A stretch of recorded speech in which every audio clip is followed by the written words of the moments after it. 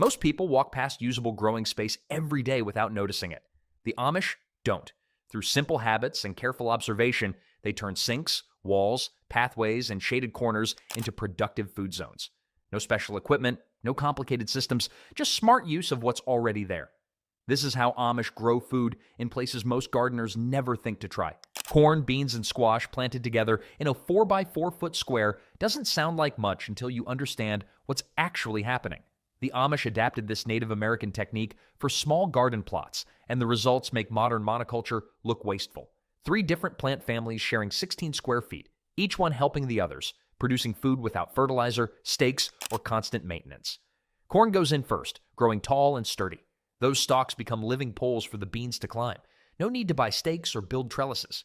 The corn does that job naturally while growing its own crop.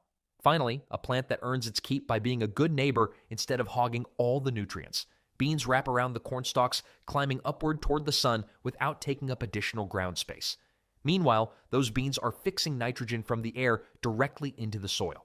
It's free fertilizer that benefits all 3 plants. The corn gets nitrogen.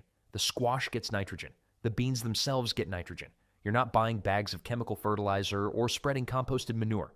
The beans are handling that job automatically just by existing. Nitrogen-fixing bacteria live in nodules on the bean roots, converting atmospheric nitrogen into a form plants can actually use. It's agriculture's version of getting paid while you sleep. The squash spreads its massive leaves wide across the ground, creating a living mulch layer. Those huge leaves block sunlight from reaching the soil surface, preventing weed seeds from germinating. Weeds show up and find out the squash already called dibs on the real estate. Soil moisture stays trapped under that leaf canopy too, reducing the need for frequent watering. During hot summers, that moisture retention becomes critical. The squash leaves also have tiny spines that deter some pests from wandering through the bed. One small square produces 3 completely different types of food from 3 separate plant families. You're getting grain from the corn, protein from the beans, and vegetables from the squash. That diversity matters nutritionally and practically. If one crop fails due to weather or pests, you've still got 2 others producing.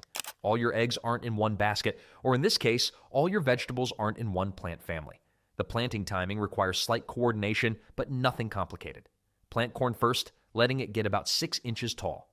Then add the beans around the base of the corn stalks. Wait another week or 2, then plant the squash around the perimeter. This staging gives each plant time to establish without competing too heavily in the early growth phase. It's like moving roommates into an apartment one at a time instead of everyone showing up the same day with furniture. Space efficiency becomes obvious once everything's growing. Traditional row planting would